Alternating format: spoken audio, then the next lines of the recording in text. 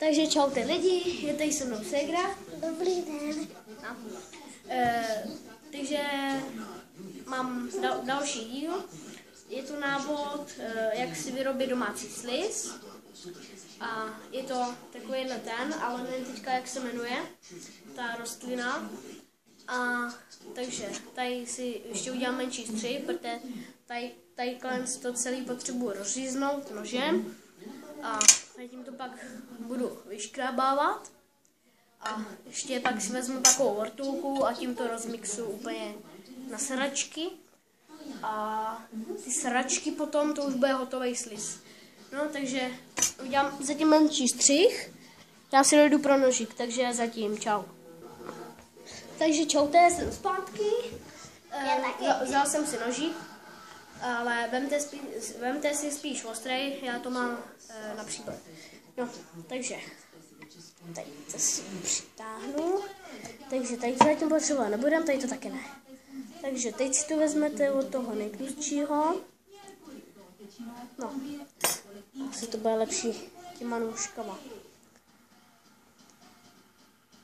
Tady to je moje asistentka, moje ségra. Dobrý den.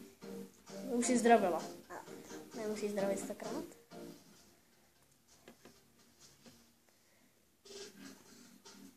Tak, teď jsem se dostal do hlavního řezu. Můžeš mi podat lžičku? Co? Můžeš mi podat lžičku? Takhle.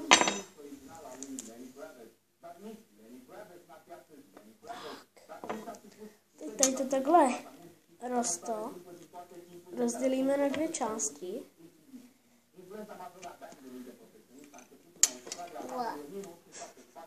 Nebojte, nesmrdí to, ale je to dobrý na to.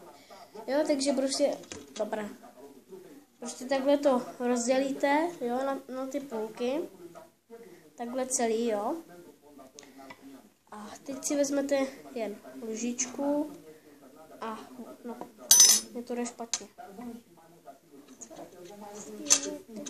Mě to jde špatně. Tak já si to ještě dám ještě na jednu půlku. Tak už se nám tam dělá menší sliz. Kůň ten sliz se dostane všudy.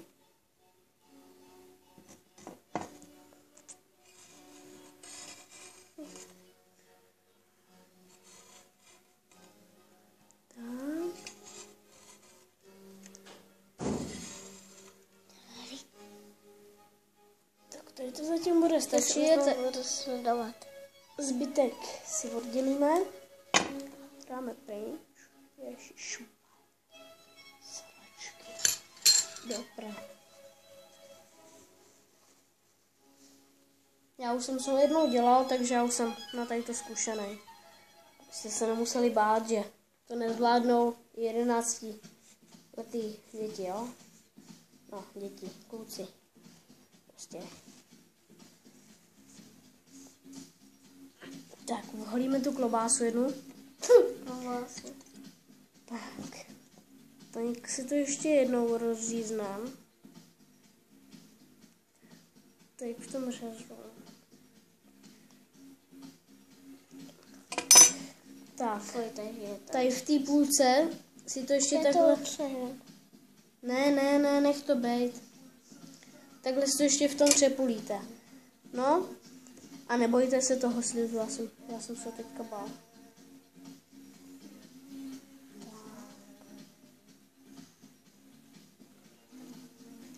To máme jako nic neudělat, to sliz. Moje ségra je trochu mimo, jo, takže se nemusíte bát.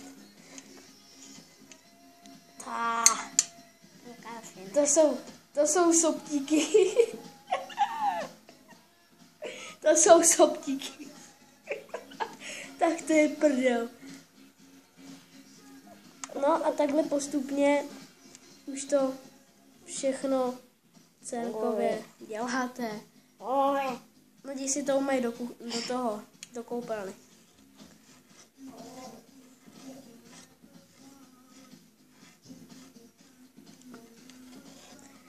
Jo, Takže tady už se nám tvoří ten sliz.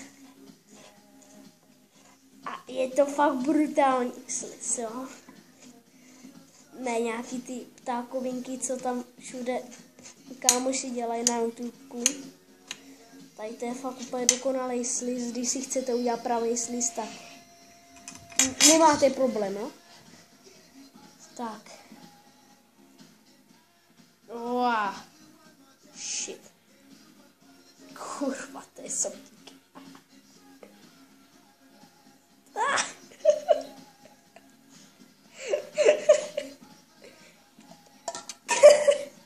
Koukejte. Kurva. Já se toho nemůžu zbavit. Podej mi tu flastičku. Ne, nech to. A pokusíte se to nějak No nech to bejt. Pokusíte se to nějak do toho dát. Říkám, nech to bejt. Ježišmarno. Tak já udělám zatím střih, dojdu si pro kapesničky. Takže zatím střih. Čaute lidi, jsem zase zpátky, vypadni.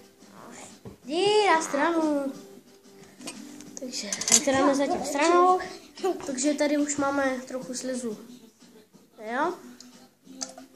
Ono to vypadá, že to je tekutý, jo, ale pak když si toho šáhnete. Kámošce jedný, co jsem to ukazoval, tak ta byla úplně z toho mimo. Ta řovala jak tur. Tady to bude docela krutus, tady to je to silný.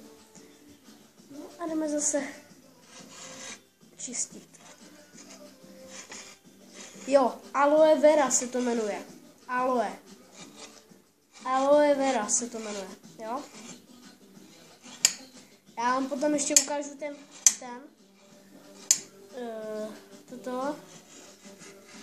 Co to je za stromeček, takovej ten. Ježiš, a už to je na obruse. Ne, to je jedno. No, to je ladí. To utřeme. Snad. Tyvo. Tak takhle jsem to nemyslel, že to bude až. No, vůbec se nepotřebuje ten níž. Tak mám zpátky tam uníst. No, můžeš. To prdele.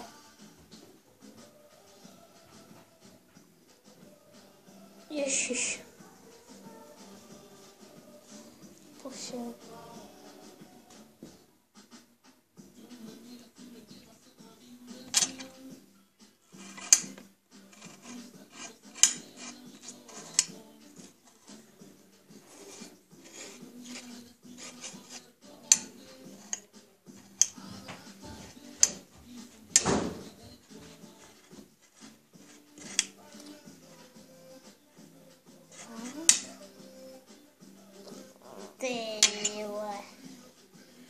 Tady to udělat na Halloween a udělat nějaký obrovitánský belík a někomu to vylejte na hlavu.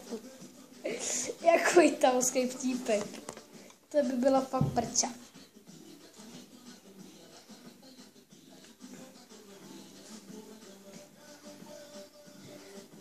Tak, chvilku tady budete s Kájou, já tady tu jdu vyhodit. Dobře. Já na chvilku tady